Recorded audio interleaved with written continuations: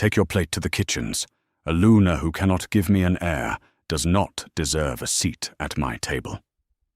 The words fell from Alaric's mouth like stones into still water, and Seraphine felt something inside her chest snap, a bond she had spent 7 years believing was unbreakable, severing in a single breath. The great hall of Thornhollow had gone silent. 40 of the highest-ranking wolves in the northern territories watched her, some smirking, some looking down at their goblets, none daring to meet her eyes. Her hand was still frozen above the silver serving dish, the ladle trembling, and she felt the warmth drain from her fingers as though her blood had turned to river ice. She did not cry. She would not give them that. Instead, she looked at the man she had loved since she was 19 years old, the man whose wounds she had stitched with her own hands, whose nightmares she had soothed, whose pack she had held together through 3 brutal winters, and she said nothing. She simply set the ladle down, straightened her spine, and thought, with a clarity that startled her, "You will remember this moment for the rest of your life, and you will not remember it fondly." The hall smelled of roasted venison and spilled wine, and the beeswax candles that she herself had ordered lit that morning, back when she still believed the feast was a celebration of their alliance with the Eastern Pax. She had spent a week planning it. She had chosen the linens, negotiated the seating so that old rivals would not come to blows, memorized the names of every visiting dignitary's children. And Alaric, her mate, her king, had waited until the wine loosened the crowd and the flattering eyes of a woman named Cassia turned upon him to announce, in front of everyone, that his barren Luna would be taking her meals with the servants from now on. Cassia sat at his right hand, where Seraphine's chair should have been, draped in emerald silk, her lips curved in a smile so private and satisfied that it told Seraphine everything about how long this had been building. Weeks, months perhaps, all the late councils, all the sudden trips to the eastern border, all the nights Alaric came to bed, smelling faintly of a perfume that was not hers. She walked from the hall with her plate in her hands. She did not scurry and she did not storm. She walked at the measured pace of a queen crossing her own throne room, because it was still hers, at least for tonight, and no one would take the walk from her. Behind her she heard Cassia laugh, a bright, cruel, tinkling sound, and heard Alaric say something low that made the others chuckle, and she filed the sound away in the cold vault she was building inside herself, brick by brick, with each step down the corridor. In the kitchens the servants fell silent when she entered. They had heard. Of course they had heard. The walls of Thornhollow leaked gossip like a cracked roof leaked rain. An old woman named Maple, who had cooked for 3 generations of the Pax rulers, took the plate from Seraphine's hands without a word, and set a stool by the great hearth and pressed a cup of something warm into her palms. It was not wine. It was broth, plain and honest and hot, and Seraphine drank it, and felt, for the first time all evening, something like kindness. "You knew," Seraphine said quietly. It was not an accusation. Maple's weathered face folded into sorrow. "Half the pack knew, my Luna. We hoped he'd come to his senses before he did something he couldn't take back." She wiped her hands on her apron. "He's done it now." Seraphine looked into the fire. The flames curled and snapped, indifferent to kings and Lunas alike. She thought of the 7 years. She thought of the herbs she had ground with her own hands, the treaties she had drafted in Alaric's name because his temper made him a poor negotiator, the way she had learned every family's grievance and every family's pride until she could hold the whole intricate machine of the pack in her mind at once. Barren, he had called her, as if the failure to conceive were a moral failing rather than a wound she carried in silence, a grief she had never once been permitted to speak aloud, because he could not bear to see her weep. She had shaped herself around his comfort until there was very little of her left that was not devoted to making his life easier. And in return, he had traded her for a woman with a prettier laugh and a father who commanded 3,000 warriors along the eastern ridge. "I am not going to fight him," Seraphine said. Maple frowned. "My Luna, I am going to leave him." The words tasted strange and enormous in her mouth, like a door swinging open onto a country she had never seen. "And I am going to take back every single thing I ever gave that this pack does not deserve." She finished the broth. She thanked Maple, and she meant it, and she climbed the servants' stair to the chambers she had shared with Alaric, moving through the sleeping castle like a ghost of her own life. She did not weep as she stood in the doorway of that room. She looked at the great carved bed, at the wolf-pelt rugs, at the vanity where her mother's brush still lay, and she began, very calmly, to plan. Because Seraphine of Thornhollow had a secret that Alaric had never bothered to learn, too busy admiring his own reflection to notice the woman who ran his kingdom. She had never once, in 7 years, been as helpless as she allowed him to believe. She had learned, early in her marriage, that a woman who depended entirely on a man's goodwill was a woman who could be discarded the moment that goodwill wavered. So she had built, quietly, patiently, the way a river carves stone. Long before Cassia ever set her scheming eyes on the crown, Seraphine had begun setting aside resources of her own, not stolen, never stolen, but earned. When merchants came to trade, it was Seraphine who negotiated the terms, and she took a small commission that Alaric never thought to track, because Alaric considered coin beneath a king's attention. When the healers of the pack ran short of rare mountain herbs, it was Seraphine who cultivated them in a hidden garden along the southern wall, and she sold the surplus to apothecaries in the free city of Greywater, 2 days' ride to the south. Over 7 years, those small streams had gathered into something Alaric would have been astonished to learn existed. A strong box, buried beneath the roots of an old oak beyond the eastern gate, containing enough gold to begin a life anywhere she chose. But gold was the least of it. Seraphine's true fortune was knowledge. She knew the disposition of every pack from the frozen north to the merchant cities of the coast. She knew which alliances were rotten at the root and which were strong. She knew that Cassia's father, the warlord Dawn of the Ridge, was not the loyal ally he pretended to be, but a man playing a longer, hungrier game, one that would swallow Thornhollow whole the moment his daughter had a foothold in Alaric's bed. She had tried 3 times to warn Alaric. 3 times he had waved her off. He had called her jealous. He had called her cold. And so she had stopped warning him and had simply begun to prepare for the day his blindness would cost him everything. That night she packed a single traveling bag. She took nothing Alaric had given her.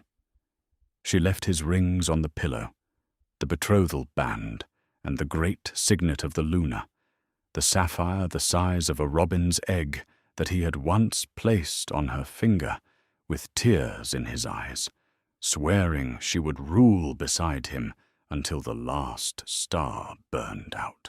She lined them up on the white linen where he would find them, 3 small circles of gold and stone, and she felt nothing looking at them but a faint, distant pity for the man he had allowed himself to become. She took her mother's brush. She took her medicine kit. She took the ledger of her own careful accounting, and she took a plain wool cloak the color of ash, and she wrote no note because a note would suggest she wanted him to follow, and she did not.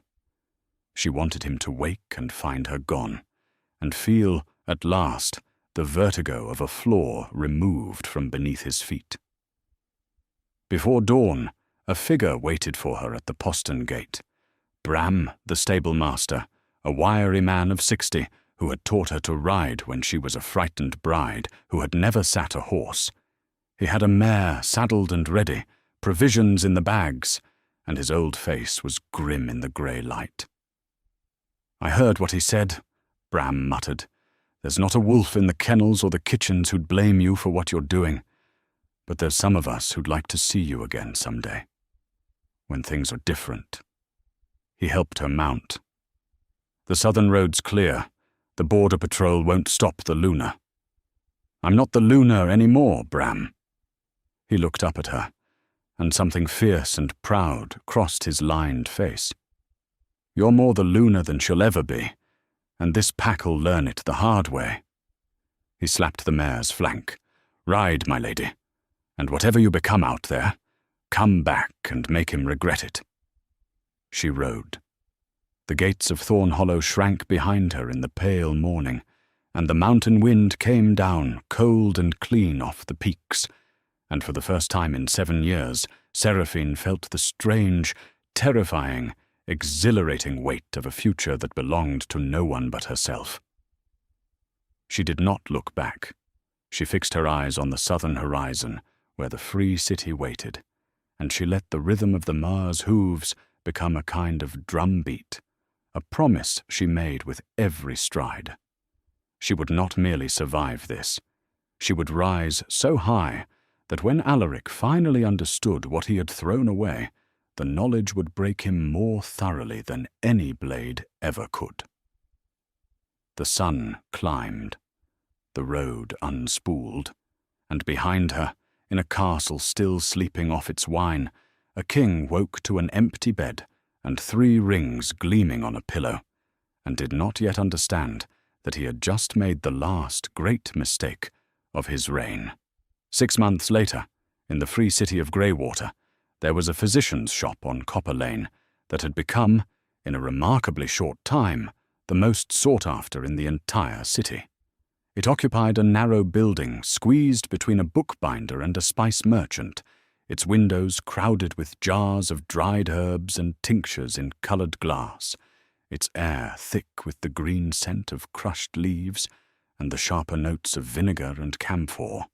The woman who ran it was known simply as Mistress Sarah, and though she had arrived in the city with nothing but a mare, a medicine kit, and a strong box's worth of gold, she had within half a year built a reputation that spanned every quarter from the wharfs to the merchant palaces.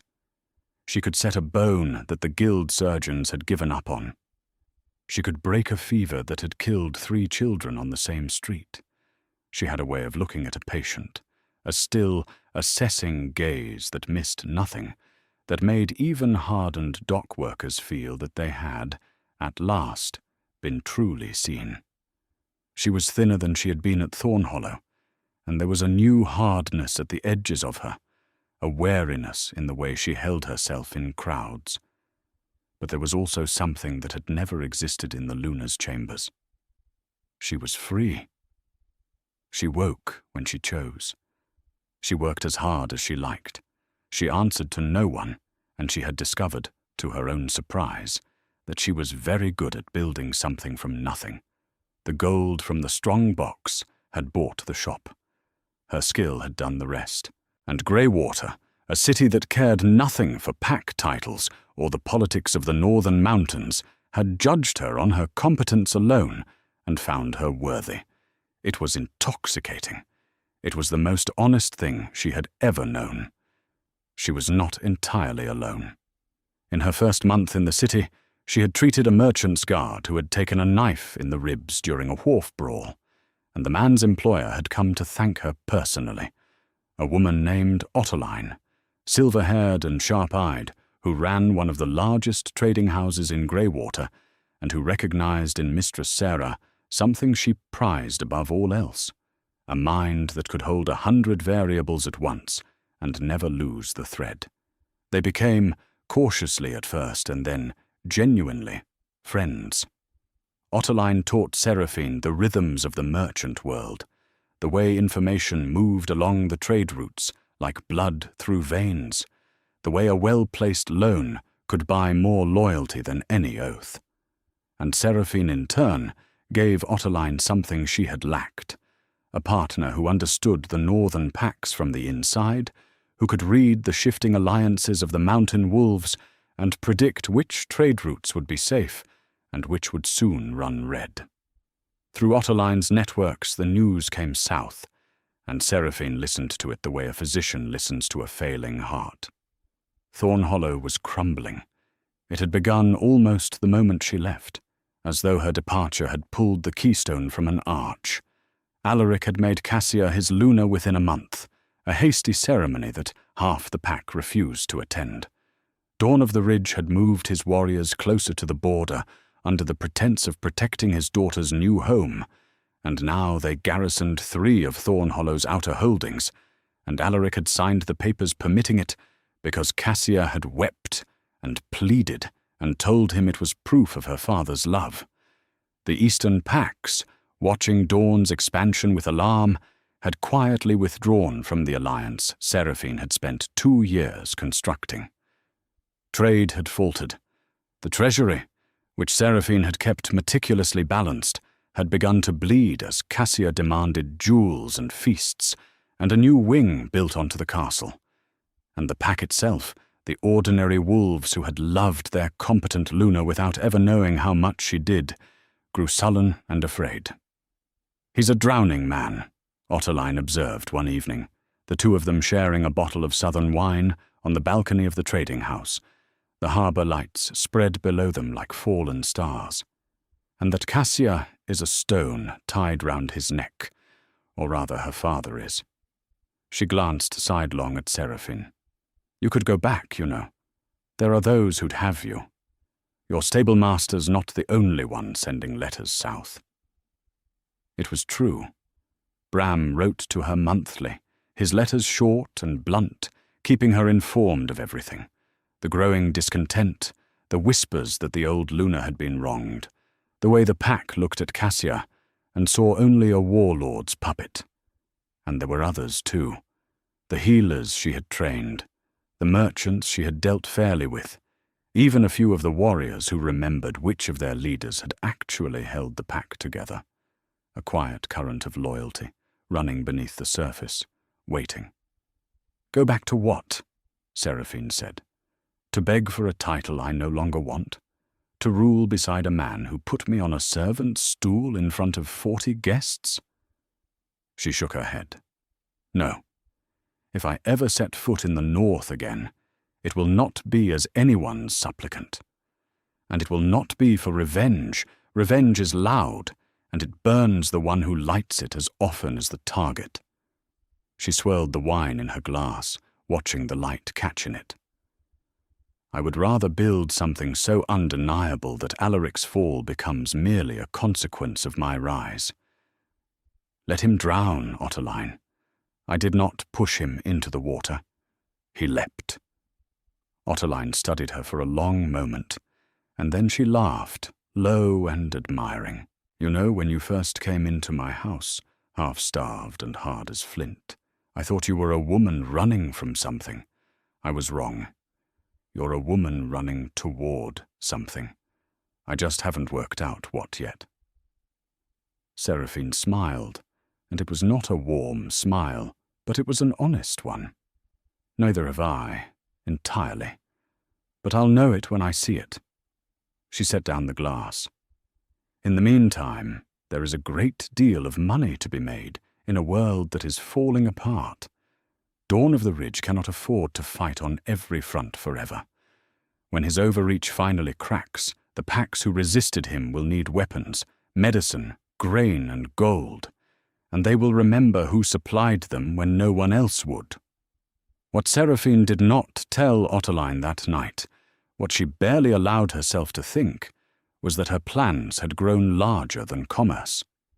In the 6 months of her exile, she had travelled the trade routes, and along them she had begun to meet the rulers of other packs, other kingdoms, men and women who governed lands far from the petty tyranny of Thornhollow.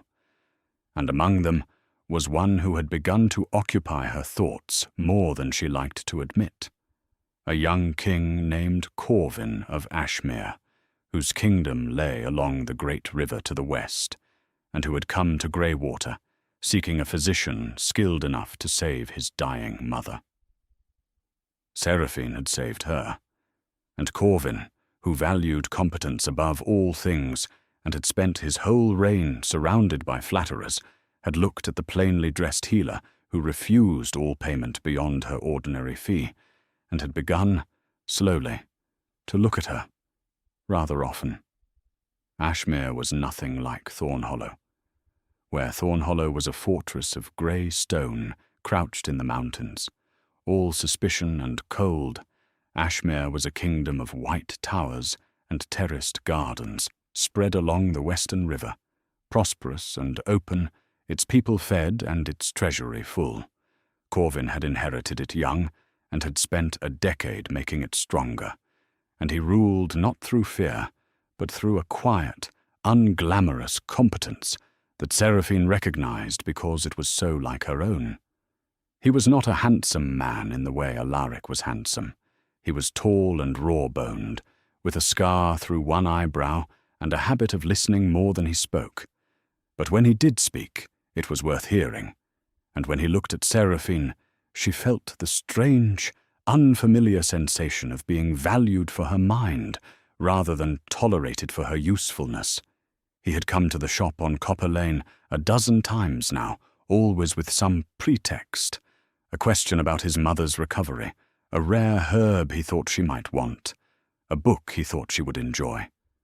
Neither of them had spoken plainly of what was growing between them, but Ottoline saw it and teased her about it, and Seraphine could not entirely deny it. What she felt for Corvin was not the desperate, all-consuming love she had felt for Alaric at 19. It was slower, steadier, built on respect rather than infatuation. It was, she was beginning to understand, the thing she should have had all along. And it frightened her, because she had sworn, after Thornhollow, never to place her future in another's hands. And here was a man who made her want to consider it. It was Corvin who, on his 13th visit to the shop, finally set aside pretense. He came late, after the shop had closed, and Seraphine let him in and lit a lamp against the autumn dark, and he stood among the jars and the drying herbs with his cloak, still damp from the river fog, and said, without preamble, "I did not come about my mother." "I know," Seraphine said. "She's been well for 2 months. You've run out of ailments to invent." A rare smile cracked his weathered face. "You noticed?" "I notice everything. It's the only thing that's ever kept me safe." She set the lamp on the counter between them. "Say what you came to say, Corvin. I've had enough of men who circle a thing they're afraid to name." He looked at her steadily, and there was no flattery in his gaze, no calculation, only a plain honesty that she had almost forgotten was possible. "You are the finest mind I have ever encountered," he said. "I have watched you rebuild yourself from nothing in 6 months. I have watched you outthink merchants who've spent 40 years learning their trade. My mother lives because of you, and my kingdom would be stronger with you in it, and I—" He paused, and for the first time she saw the ruler falter and the man appear. "I have not wanted anyone's counsel or company the way I want yours. I am not asking you to be decorative. I have no use for decoration. I am asking you to rule Ashmere beside me, as my queen and my equal and my partner in everything. Nothing less." For a long moment, Seraphine said nothing. The lamp flame trembled. Somewhere in the street, a cart rattled over the cobbles. She thought of another man in another hall who had also once spoken of ruling together, and of how that man had reduced her to a stool by the kitchen fire the moment she ceased to be convenient. She thought of the rings she had left on the pillow. She thought of the strong box and the shop and the hard-won freedom she had built with her own 2 hands, and how a woman who had learned the cost of dependence should be wise enough to refuse this. But Corvin was not Alaric. She had spent 6 months proving her worth to a world that owed her nothing, and this offer came not as a rescue, but as a recognition. He was not lifting her out of the mud. He was inviting her to stand beside him on ground she had already earned. And there was, beneath her wariness, a warmth she had thought Thornhollow had killed in her for good. "If I say yes," she said slowly, "understand that I will not be silent when you are wrong.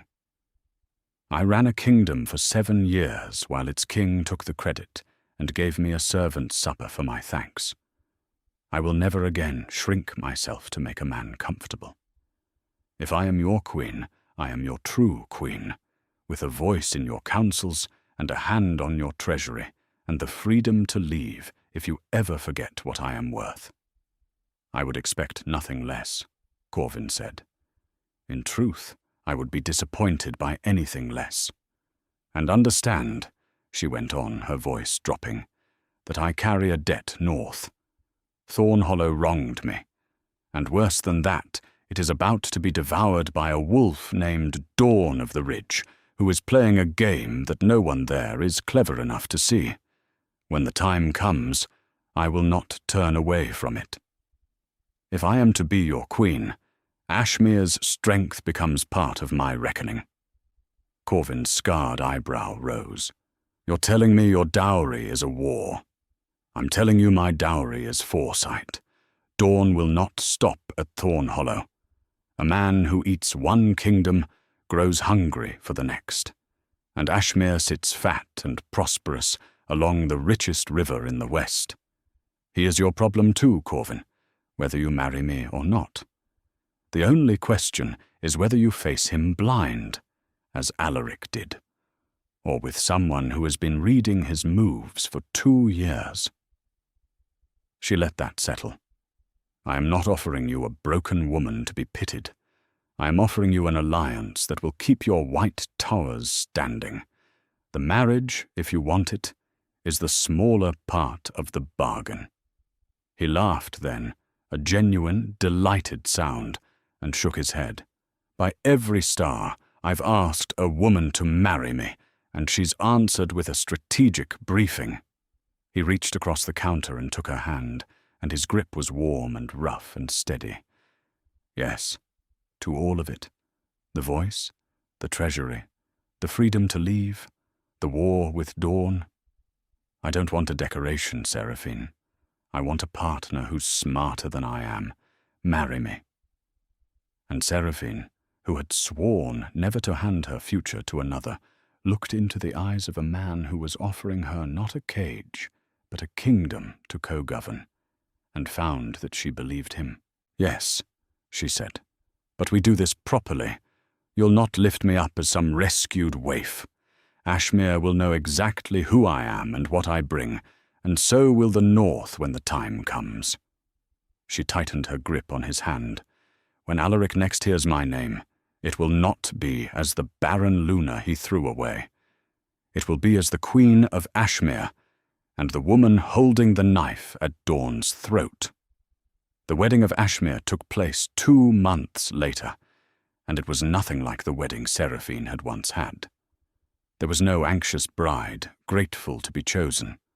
There was a queen crowned in her own right, in a white silk gown of her own choosing, before a court that had already learned to respect her, because in the 2 months of her betrothal, she had reorganized the royal treasury, uncovered 2 embezzling ministers, and negotiated a grain contract that would feed Ashmere through the harshest winter in memory.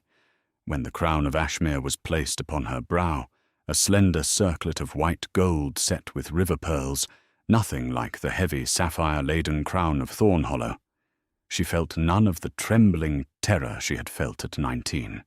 She felt instead a deep and settled certainty. She had earned this. No one had granted it to her out of pity or convenience. She had climbed to it, hand over hand, out of the ashes of her own ruin. Word of the marriage spread along the trade routes faster than any messenger could carry it. And in the mountains to the north, in a castle grown cold and quarrelsome, it reached the ears of a king who had spent 6 months pretending not to look for a woman he told everyone he had cast out gladly. Alaric had not slept well in half a year. He told himself it was the pressures of rule, the difficulties with the eastern pacts, the endless demands of Cassia and her father. He did not let himself name the true cause, which was the empty half of the great carved bed, and the 3 rings he had never been able to bring himself to throw away, and the slow, dawning, unbearable understanding that the woman he had humiliated in front of 40 guests had been the load-bearing wall of his entire kingdom. Everything had begun to sag the moment she left. Treaties he did not understand fell apart. Accounts he had never bothered to learn ran dry. Grievances between families that Seraphine had managed with a word now festered into feuds. He found himself, more than once, opening his mouth to ask her counsel before remembering that she was gone, and by his own hand. Cassia was no help. Cassia, he had discovered too late, could not do any of the things Seraphine had done. She could dance, and she could flatter, and she could weep with astonishing precision whenever she wanted something, but she could not read a ledger, or soothe a rival, or draft a treaty, and when Alaric asked her to try, she looked at him as though he had suggested she muck out the stables. "That is what advisers are for, my love," she would say, and drape herself over his shoulder, and Alaric would feel the cold creep a little further into his chest. Worse, he had come to see the truth in the thing Seraphine had tried 3 times to warn him of. Cassia's love, such as it was, ran second to her loyalty to her father. Dawn's warriors now held not 3, but 5 of Thornhollow's outer holdings. His banners flew from towers that had flown Alaric's grandfather's colours for a century. And whenever Alaric protested, Cassia wept and reminded him that her father only wanted to protect them, and Dawn himself would arrive with that broad, cold smile, and clasp Alaric's arm and speak of alliance, while his grip tightened like a snare. When the news of Seraphine's marriage came, Alaric was in the map room, staring at the encroaching red marks that showed how much of his kingdom now answered to the ridge. Bram brought it to him, old Bram, who had never forgiven him and did not trouble to hide it. "Thought you'd want to know," the stablemaster said, in a voice that suggested he thought no such thing and simply wanted to watch Alaric's face. "The Lady Seraphine's been wed, to Corvin of Ashmere. She's a queen now, crowned and everything. They say the whole Western River turned out to cheer her." Alaric's hand went flat against the map.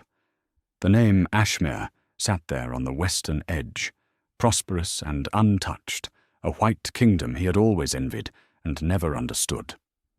"Ashmere," he repeated.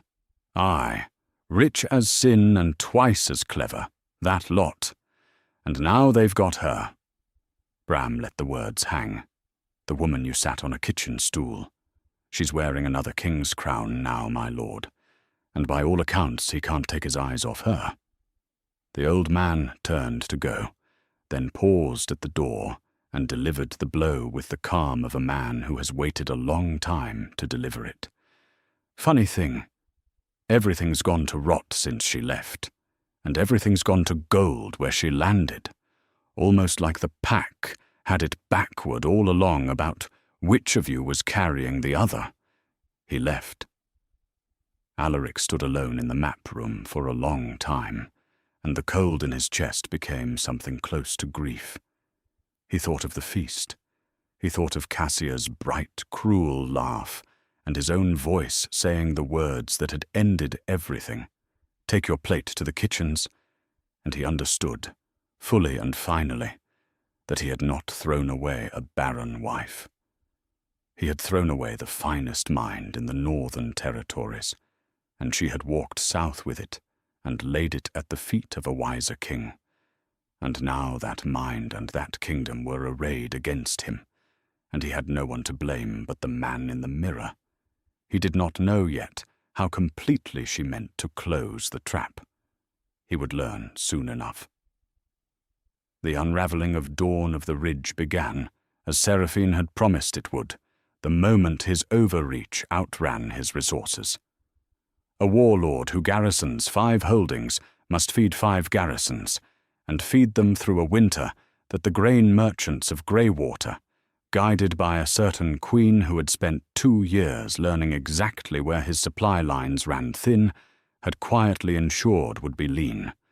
Ashmere bought up the grain surplus of the entire southern plain that autumn at prices no one else could match, and Ashmere did not sell to the ridge. Dawn's warriors, spread across territory they had seized but could not sustain, began to go hungry. His overextension, which had looked like strength in the summer, revealed itself as fatal weakness in the cold. And the packs he had bullied into submission, sensing his hunger, began to test their chains. Seraphine watched it all from the white towers of Ashmere, reading the reports that flowed in through Otterline's networks and her own, moving pieces on a board that stretched from the western river to the northern peaks. She did not gloat. She worked. She sent grain to the eastern packs who had resisted Dawn, and she sent it with a message, not from Corvin, but from herself, signed with her own name, so that every ruler in the north would know that the barren Luna they had watched be humiliated was now the queen deciding who ate and who starved. She armed the holdouts, she financed the resistance, and she did all of it without a single soldier crossing a border, because she had learned long ago that the deepest wounds are made not by armies, but by the slow, patient tightening of consequence. By midwinter, Dawn was desperate, and a desperate warlord grows reckless. He needed a victory, needed loot and grain and glory to hold his fracturing coalition together, and he cast his eyes at the one prize that could restore all of it at a stroke, Ashmere itself. Fat, rich Ashmere, whose queen had been so foolish as to make an enemy of him.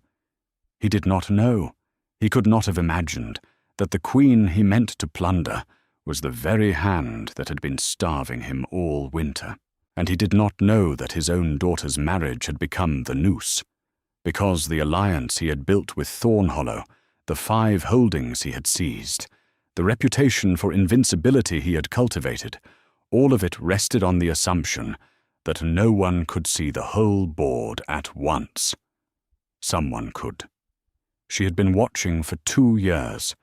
Dawn marched in the last hard week of winter, and he marched through Thornhollow's lands, because they were his, now in all but name, dragging a reluctant Alaric and 3,000 men toward the western river. He expected to find Ashmere unprepared. Instead, he found the mountain passes closed against him by packs he had thought cowed, their loyalty bought back by Ashmere grain. He found his supply wagons empty, and his men grumbling, and the promised easy victory receding with every mile. And when at last his diminished, half-starved host emerged onto the plain before Ashmere's white walls, he found not a soft merchant kingdom ripe for plunder, but a fortress fully garrisoned, its granaries full, its allies gathered, its banners snapping in the cold wind, and at its gate a woman on a grey horse, in a cloak the colour of river pearls, waiting for him with the patience of someone who had known exactly where and when he would arrive. Alaric saw her from across the plain, and his heart turned over in his chest. Even at that distance he knew her, the set of her spine, the stillness of her, the way she sat her horse like a queen holding court. 6 months ago she had ridden out of his castle at dawn with nothing. Now she sat at the gate of the richest kingdom in the west, and every advantage he had thought Dawn possessed had turned to ash in his hands. And Alaric understood with sickening clarity that he was not looking at a victim of circumstance. He was looking at the architect of his ruin. She had built this. Every closed pass, every empty wagon, every ally that had slipped from Dawn's grasp.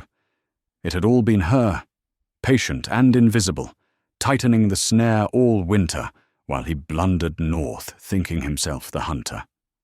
Dawn, who did not know her, saw only a woman blocking his road. "Send someone to move that off my path," he growled to his captains. He did not yet understand that the woman was the path and the trap and the end of him. Seraphine did not move.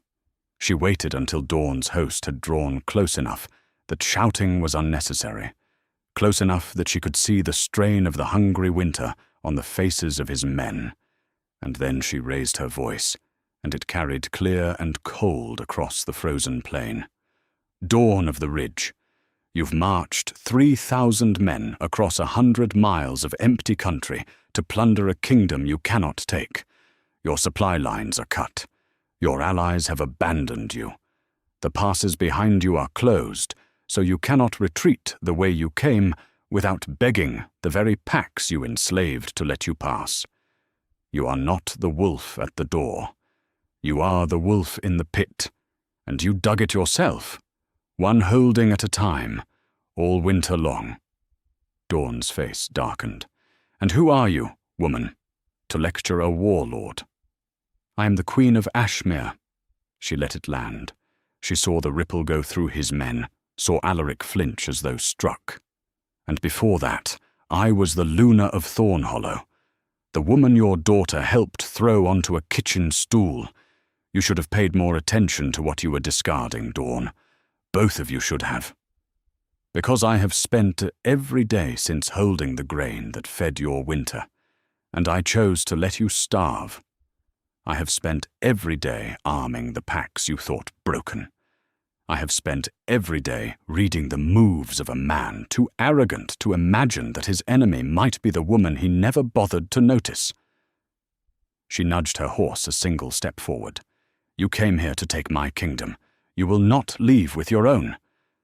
For a moment, the only sound was the wind, and then, from the mountain passes behind Dawn's host, the horns began.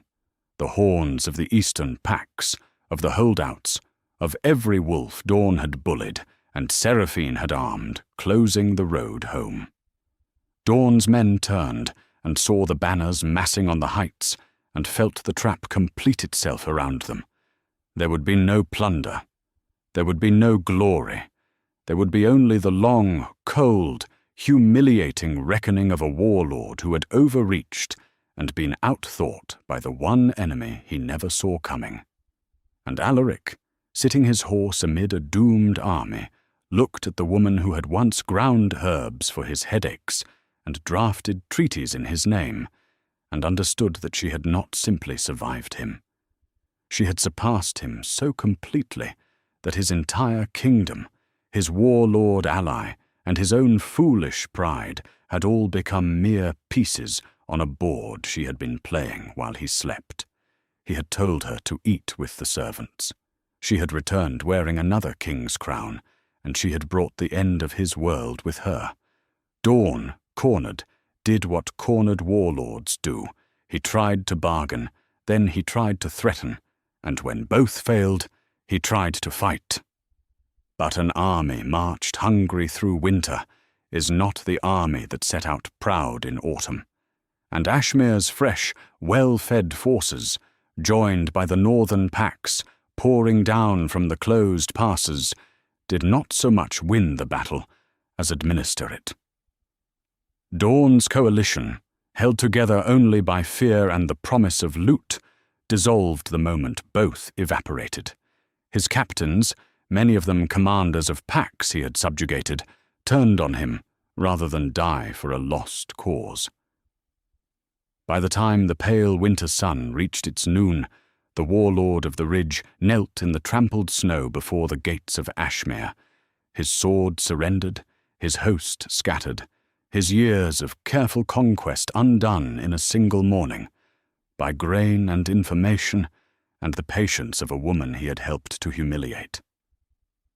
Seraphine looked down at him from her grey horse, and she felt none of the triumph she might once have imagined. She felt only the cold satisfaction of a thing done properly. "You'll be held in Ashmere until your ransom is paid by the packs you robbed," she told him. "Every holding you seized will be returned to its rightful pack. Every warrior you starved will be fed from your own stores before you see a crumb. And you will spend the rest of your days as a lesson to every ambitious man who ever imagined that strength is the same thing as power. It is not. Power is knowing the board. You never saw the board, Dawn. You never even knew you were on it."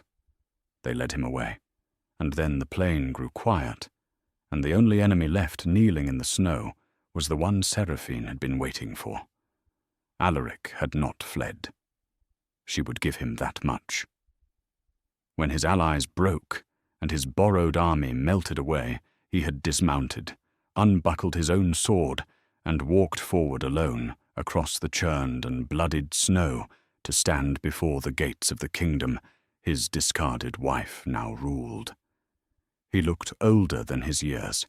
The winter had carved lines into his face that had not been there 6 months ago, and his fine clothes hung loose on a frame that had lost the easy confidence she remembered. He stopped a dozen paces from her horse and looked up, and for a long moment neither of them spoke. "Seraphine," he said at last. "That is not how you address a queen," Corvin said mildly. He had ridden out from the gates to stand beside her, and though his voice was calm, there was iron in it. "You'll call her your majesty, or you'll say nothing at all." Alaric's jaw tightened. He was a king humbling himself before another king's court, and every wolf on that plain could see it, and the shame of it coloured his neck. But he lowered his head. "Your Majesty," he said, and the word came out of him like a tooth pulled. "I've come to ask." He stopped, started again. "Thornhollow is finished. Dawn bled it dry through Cassia, and I was too blind to stop it. My treasury is empty. My alliances are gone. My people are hungry, and the packs Dawn enslaved will want vengeance, and I have nothing left to hold them off with. I've come to beg for terms, for grain, for mercy, for my people, if not for myself." Seraphine looked at him for a long moment. She thought of the great hall, the beeswax candles she had ordered lit, the silver ladle trembling in her hand. She thought of Cassia's laugh. She thought of the 7 years she had poured into a man who had repaid her with a servant's stool and a public humiliation. And she found, examining her own heart, that the hatred she had expected to feel was simply not there. What she felt instead was something quieter and more damning, pity and a vast, cool distance, as though she were looking at a stranger who had once done her a great wrong long ago. "Your people will have grain," she said. "They did nothing to me. The wolves of Thornhollow scrubbed my pots and warmed my broth and rode with me to the postern gate when their king cast me out. I do not punish the loyal for the crimes of their master. Ashmere will feed them through the winter, and the holdings Dawn stole will be returned, and the packs he enslaved will be shown that Thornhollow was as much his victim as any of them. So their vengeance falls where it belongs." She paused. "That is for them. Not for you." Alaric flinched at the distinction. "And for me?" "For you," Seraphine said. "I have a memory. Do you remember what you told me that night in the hall?" He said nothing. His silence was answer enough. "You told me that a Luna, who could not give you an heir, did not deserve a seat at your table." She let the words fall into the cold air, and she watched them land on him, watched the recognition and the shame chase each other across his ruined face. So here is my mercy, Alaric, and it is more than you gave me. You will keep your life. You will keep your name. You may even keep your castle, empty as it is, because a kingdom of grey stone in the mountains is worth nothing to me and everything to the wolves who have nowhere else to go. But you will rule it, if you rule it at all, as a vassal of Ashmere, under terms I dictate, with a treasury I audit and treaties I approve. The pack you nearly destroyed will be governed by the mind you threw away. She leaned forward slightly in her saddle. You wanted me to eat with the servants. Instead, you will govern at my pleasure. Every decision you make will pass through my hands. Every winter your people survive, they will know it is because the barren Luna chose to keep them alive. And you will live the rest of your days with the knowledge of exactly what you traded, and for what, and how completely you lost. It was, she knew, a crueler punishment than any blade. To kill him would have made him a martyr. To exile him would have set him free. But to leave him alive and ruling, a hollow king answering to the woman he had scorned, feeding his people from her stores, signing treaties she had written, that was a humbling that would never end, a wound that would not close, a mirror he could never escape. Alaric understood it too.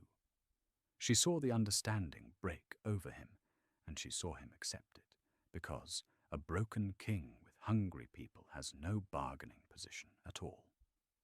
And Cassia, he asked, his voice barely above a whisper. Cassia is her father's daughter, and her father is my prisoner. Seraphine's voice did not change. She married you for a crown that has crumbled to nothing. She will discover, as you did, that a title without the competence to hold it is only a heavier way to fall. What she does now is her own affair. But I suspect she will not stay long in an empty castle with a vassal king. Women like Cassia follow power, and there is no power left in Thorn Hollow for her to follow. She straightened. You chose her over me because she had a warlord for a father and a prettier laugh. The warlord is in chains, and the laugh has gone silent. I hope, when you lie awake in that cold bed, you find the trade was worth it. Alaric knelt then, fully in the snow, and bowed his head, and said the words that ended his reign and began his penance. I accept your terms, your majesty, all of them, and his voice cracked. I was a fool, Seraphine. I knew it the morning I found the rings. I have known it every day since. I do not ask forgiveness. I only want you to know that I know. Seraphine looked down at the bowed head of the man she had once loved with her whole young heart, and she felt the last thread of the old bond finally go quiet within her. Not snapped this time, but released, dissolved, gone soft and cold, and finished. I know that you know, she said. That will have to be enough for both of us. She turned her horse. Rise. You have people to feed. Come inside, and my ministers will draw up the terms, and you will sign them, and then you will go home and be the king your pack deserved 7 years too late. That is the only forgiveness I have to give, the chance to be better than you were. Do not waste it. She rode back through the gates of Ashmere with Corvin at her side, and she did not look back at the kneeling king, because there was nothing left in him to look at. The story that had begun with a silver ladle trembling over a serving dish had ended not with his death, but with something he would come to understand as far worse. His survival, in her shadow, forever. That night, in the white towers of Ashmere, there was no great feast, because Seraphine had never trusted feasts since the last one. There was instead a quiet supper in her private chambers, with Corvin and Ottoline and old Bram, who had ridden south with the eastern packs and refused to be sent home. They ate simple food and drank good wine and spoke little, and Seraphine, watching the firelight move across the faces of the people who had chosen her, not for her title but for herself, felt something she hadn't felt in a very long time, something she had almost forgotten was possible. She felt at home. "You could have killed him," Bram observed, gnawing a heel of bread. "No one would have blamed you. I'd have held the sword myself." "Killing him would have ended it too quickly," Seraphine said, "and it would have made me into something I don't want to be. I didn't rise all this way to become another Dawn, taking what I want because I have the strength to take it." She turned her cup slowly in her hands. "The point was never to destroy Alaric. The point was to prove that he was wrong about me, and a dead man learns nothing. A living one, ruling his kingdom on my sufferance, learns it every single day." Ottoline raised her cup. "To the Baron Luna," she said, with a wicked warmth, "who turned out to be the most fertile mind in 3 kingdoms. Long may she reign." Seraphine laughed, a real laugh this time, surprised out of her, unguarded, and the others joined it, and the sound filled the warm, bright room and drifted out over the sleeping kingdom she had earned.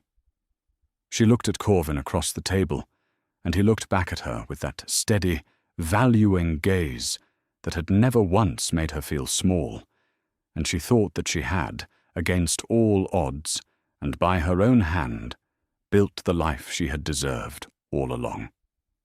Later, when the others had gone and the fire had burned low, Corvin found her standing at the window, looking north toward the dark line of the mountains where Thornhollow crouched in the cold. He came and stood beside her without speaking, because he had learned that she often needed silence more than words.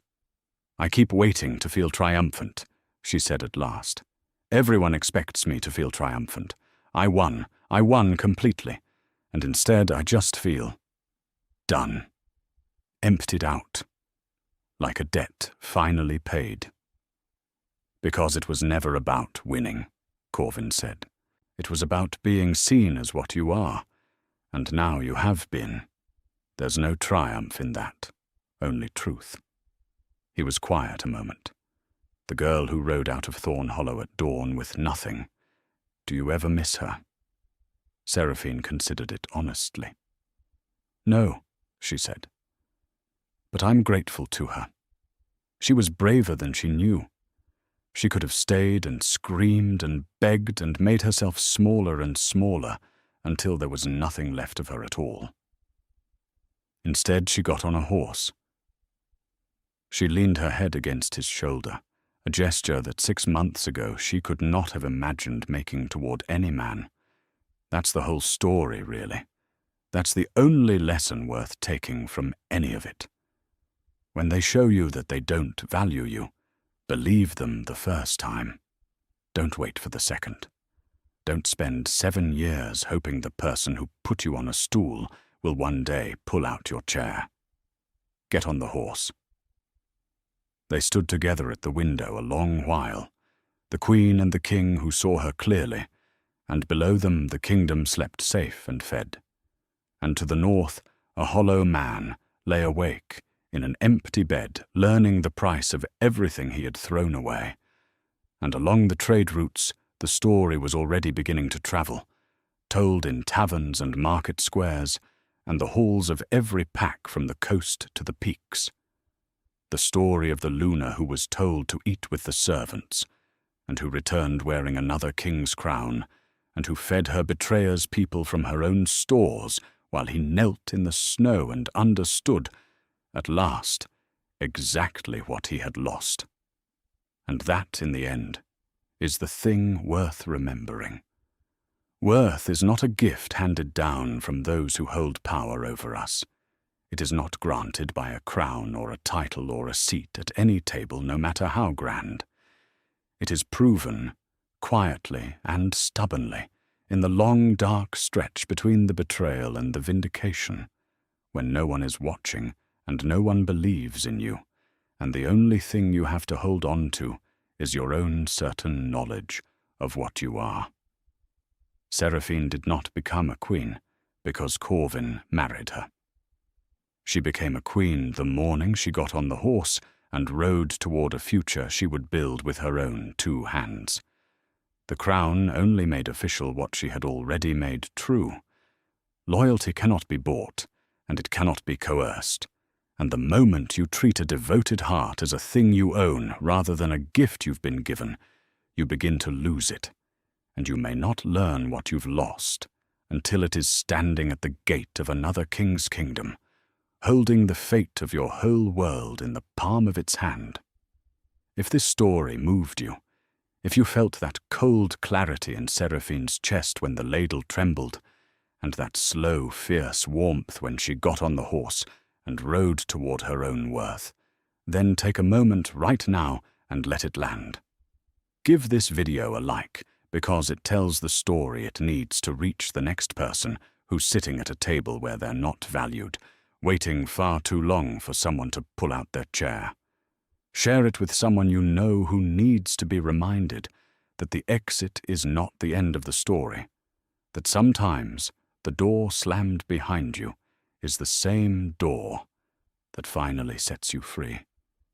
And if you believe, like Seraphine did, that true strength is built and never simply inherited, subscribe and join this community, because we tell these stories here, again and again. Stories of the discarded who rise, the underestimated who reign, and the quiet ones who win in the end without ever raising their voice. Then tell me in the comments, what was the moment you decided to get on the horse? What was the exact instant you stopped waiting to be valued and started proving your worth? I read every single one, and I promise you, someone scrolling past your words tonight needs to hear that they can do it too. Because worth isn't given, it's reclaimed, and the crown was always yours to earn. The comments would come, and Seraphine would read them, but that was a queen's small pleasure for another day. For now there was only the window, and the north, and the man beside her who asked nothing she was not glad to give. In the weeks that followed, the terms were signed and sealed, and Alaric rode home to a thorn hollow he no longer truly ruled. Ashmere's grain came behind him in long wagon trains, and the people of the pack, the ones who had scrubbed pots and warmed broth and watched their Luna cast out into the dawn, learned that they would eat that winter because of the woman their king had scorned. Bram carried the news himself, refusing to let anyone else deliver it, and he told them plainly. The food on your table came from her, and she sent it, knowing full well what her husband did to her in that hall. The pack absorbed this the way frozen ground absorbs the first thaw, slowly, and then all at once. By spring there was a saying in Thornhollow that travelled from hearth to hearth like a secret prayer. The true Luna feeds us still. Alaric heard it and said nothing, because there was nothing to say that would not make the wound deeper. Cassia left before the snow melted, as Seraphine had known she would. There was a night of shouting in the cold, empty castle, servants pretending not to listen, and in the morning she was gone with what jewels she could carry, and a hired escort bound for the coast, chasing the rumour of some minor lord with a full treasury and a weakness for a pretty laugh. She did not say goodbye. Alaric did not follow. He stood at the window of the chamber that had once held 3 rings on a white pillow, and he watched her ride out through the same postern gate that had freed the woman he should have kept, and he understood the symmetry of it, and it broke something in him that never fully healed. Word of all this reached Ashmere in the ordinary way, through the trade routes and Otterline's tireless networks, and Seraphine received it without satisfaction and without regret. She had a kingdom to run, and she ran it well. The treasury grew. The alliances she rebuilt in the north held firm, because she had built them on grain and honesty rather than fear, and grain and honesty do not curdle the way fear does. The eastern pacts that had once withdrawn from Thornhollow's dying alliance now looked to Ashmere as the steady centre of the whole northern world, and they looked, specifically, to its queen. She never went back to Thornhollow. She had no need. But once, in the second year of her reign, a delegation came south from the mountain pack, not sent by Alaric but sent by the people themselves, a dozen wolves led by Maple, the old cook, gone greyer and more bent but with the same clear, unflinching eyes. They came to thank the queen who had fed them.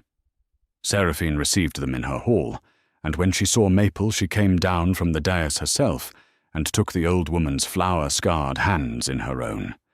And for a moment the Queen of the West was simply a woman who had once been given hot broth on the worst night of her life. "You look well, my Luna," Maple said, and then caught herself. "My queen?" "I look free," Seraphine answered, and Maple laughed, and it was the same honest laugh that had warmed a cold kitchen once, and Seraphine kept them all as honoured guests for a week and sent them home with more than they had asked for. That was the shape of her vengeance, in the end. Not fire, not blood. A cook who ate at a queen's table, and a pack that survived a winter, and a king in the north who ruled at her pleasure and lived every day inside the memory of a single sentence he could never take back. Seraphine had learned the deepest truth of power long before she wore a crown. The ones who underestimate you are already defeated. They simply do not know it yet.